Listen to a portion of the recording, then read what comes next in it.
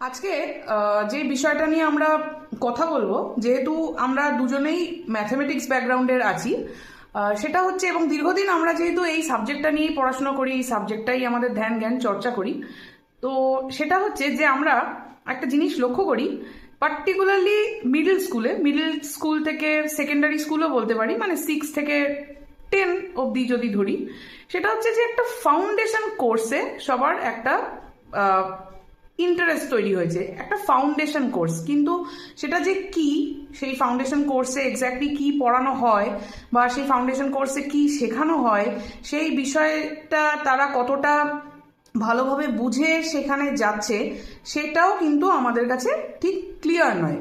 এবার অনেক ক্ষেত্রে আমরা দেখতে পাই যে ফাউন্ডেশন কোর্সে এমন কিছু জিনিস পড়ানো হচ্ছে, মানে ফর এক্সাম্পল একটা স্টুডেন্ট যদি 6-এ পড়ে, তার ক্লাস 6-এ যেই কন্টেন্টটা তার শেখা উচিত, মেবি সেটাকে বাইপাস করে ক্লাস 9-এর লেভেলের জিনিসটাকে পড়ানো হচ্ছে বা ক্লাস 10-এর লেভেলের জিনিস তাকে শেখানো হচ্ছে। এই আইডিয়াটা নিয়ে যে পরবর্তীকালে সে যখন কম্পিটিটিভ এক্সামে বসবে, তার অনেক আগের থেকে তার অ্যাডভান্সড একটা প্রিপারেশন তৈরি হবে। এবার বিষয়টা যেহেতু অঙ্ক, এবং অঙ্কে আমরা জানি যে ভীষণভাবে কনসেপ্ট ড্রিভেন লার্নিং ইম্পর্টেন্ট, সেটার বাইরে কিছু হতেই পারে না। এইখানটায় দাঁড়িয়ে যদি একটা প্রশ্ন করি যে এই জিনিসটা কতটা সায়েন্টিফিক, বা অ্যাকচুয়ালি ফাউন্ডেশন কোর্স ব্যাপারটা কি, বা এটা কি হওয়া উচিত, এই বিষয়টা নিয়ে যদি তুই কিছু বলিস। দেখ, ফাউন্ডেশন কোর্সের গুরুত্ব আছে, ফাউন্ডেশন কোর্সটা দরকার সব ক্লাসেই, মানে ইনডেপথ লার্নিং এর জন্য ফাউন্ডেশন কোর্সটা দরকার। বাট ফাউন্ডেশন কোর্স মানেই যে শুধুমাত্র কতগুলো প্রবলেমের ট্রিক শিখলাম, প্রবলেম সলভিং মেথড শিখলাম, সেটা নয়। মানে যেটা মেকানিক্যাল লার্নিং হয়ে যায়। এবার ফাউন্ডেশন কোর্স কি করে আমাদের? ফাউন্ডেশন কোর্স বেসিক্যালি আমাদের কোনো ম্যাথামেটিক্সের কোনো কিছুকে অ্যানালাইজ করতে শেখায়, সেটার ইনডেপথ প্রবলেমটা কি দিয়েছে, প্রবলেমটাতে কি প্রোভাইড করা আছে, আমাকে প্রবলেমটাকে কোথায় যেতে হবে, তার মাঝখানে অ্যানালাইজিং পাওয়ারটাকে বিল্ড আপ করার জন্য ফাউন্ডেশন কোর্সের দরকার। ফার্স্টে তো কম্প্রিহেন্ড করতে হবে অঙ্কটা। এবার এইটা না শিখে আমি যদি ক্লাস 6-এ গিয়ে ক্লাস 9-এর কোনো জিনিসপত্র বা ক্লাস 11-12-এর কোনো জিনিসপত্র শিখতে বসি, তাহলে সেইখানটায় আমার ওই জিনিসটা রিলেটেড কি কি দরকার সেটা তো আমি পাবো না ওখানে। একদমই তাই।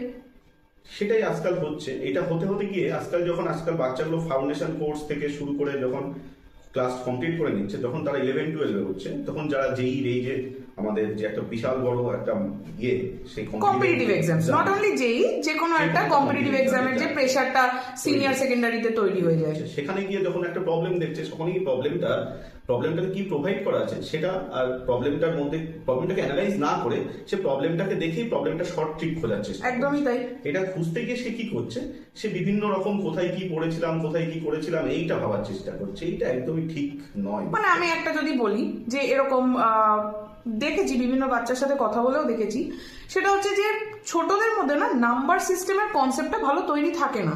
মানে যেটা আর কি একেবারে যেটা হওয়া উচিত ফাউন্ডেশনে, যে ছোটদের মধ্যে নাম্বার সিস্টেম, মানে সে অনেক উপরের দিকে গিয়েও, মানে 9-10 লেভেলে গিয়েও কিন্তু একটা fair idea of irrational number বা rational number, but real number as a whole, এই সিস্টেমটা তার কিন্তু থাকে না।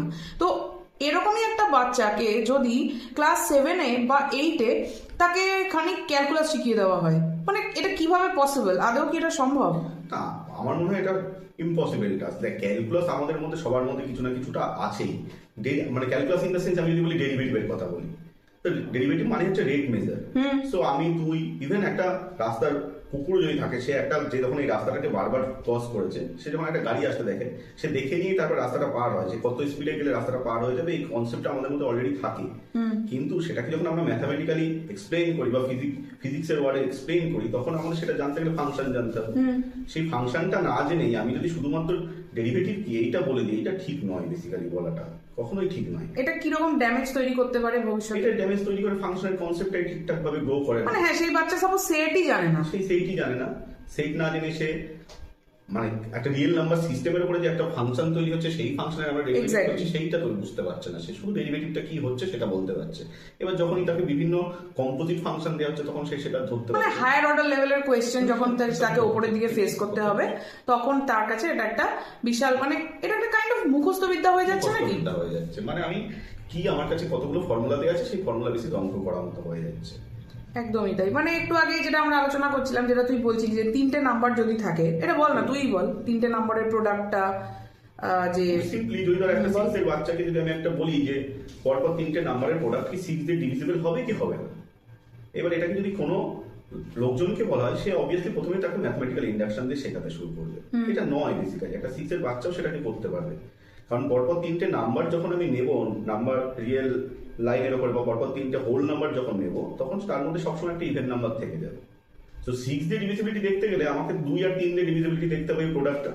সো ইভেন নাম্বার অলরেডি থেকে গেছে, মানে সে অলরেডি 2 দিয়ে ডিভিজিবল হয়ে বসে আছে, একদমই আমাকে বাকিটা পড়ে থাকছে 3 দিয়ে ডিভিজিবল।